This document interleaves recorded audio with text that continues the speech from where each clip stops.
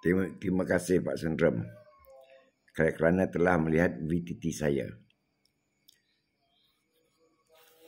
Soalan yang baik.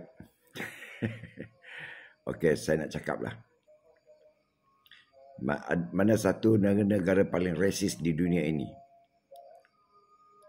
Cuba kita tengok, kita tak payah pergi jauh. Kita tengok di sekeliling kita. Kita tengok negara di sekeliling kita. Singapura umpamanya, Indonesia, Thailand, Vietnam, iaitu negara yang berhampiran, Filipina. Ada tak bangsa lain di sana? Kaum Cina, kaum India ada. Begitu juga di Thailand ada. Di negara lain ada. Cuba tengok, ada tak sekolah vernacular di sana? Seperti di sekolah jenis kebangsaan Tamil di Indonesia, sekolah jenis kebangsaan Tamil di sekolah jenis kebangsaan Cina di Indonesia ataupun di Singapura, di Thailand. Tak ada. Sebab apa? Mereka takut perpecahan kaum. Jadi daripada kecil anak-anak dipupuk dengan satu aliran persekolahan. Itu yang berlaku bang. Kalau ikut resis, mereka lebih resis. Tapi untuk menyatu padukan kaum. Kan? Dan mereka juga ramai yang tidak boleh bertutur dengan bahasa ibunda mereka sendiri. Macam di Indonesia dan di Thailand. Walaupun mereka keturunan kaum Cina ataupun kaum India. Tapi ada mereka protes? Tidak. Sebab mereka tahu mereka hidup di negara yang mereka tumpang. Dan mereka bangga menjadi Indonesia dan mereka bangga menjadi bangsa Thailand. Bangsa Thailand, mereka bangga. Tapi kita di Malaysia, kita membenarkan sekolah-sekolah vernacular. Tulisan-tulisan mereka. Sehingga papan-papan iklan di kedai-kedai, tulisan mereka diletakkan nombor 1.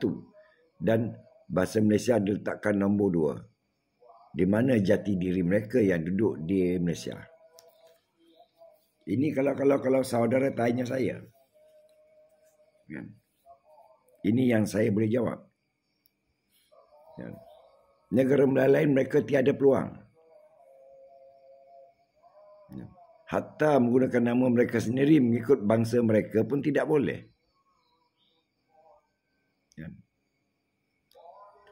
Satu ketika dulu kita ini hidup dalam keharmonian cukup bagus, tapi dipecahkan oleh pemikiran-pemikiran politik yang lebih untuk menjadikan mereka berkuasa, mengadu domba antara satu ke sama lain di dalam rakyat Malaysia ini.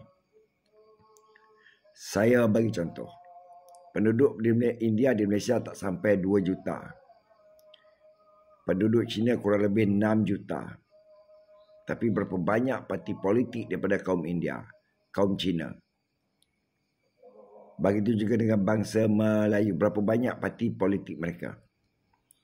Dan pemikiran kita dipecahkan oleh pemikiran-pemikiran politik, pemimpin-pemimpin parti politik daripada kaum-kaum ini. Akhirnya kita syak sangka antara satu sama lain.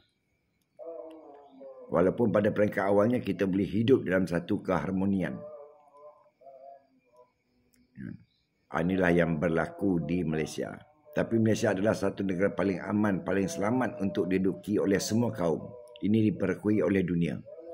Tapi kenapa kita sendiri mengatakan sebaliknya? Saya minta maaflah kalau ada perkara-perkara yang boleh membuatkan hati masing-masing marah. Tapi kalau ikut resis, negara luar lebih resis. Di Singapura, tak ada sekolah vernacular. Hanya satu aliran. Sebab apa? Untuk menyatukan bangsa itu sendiri.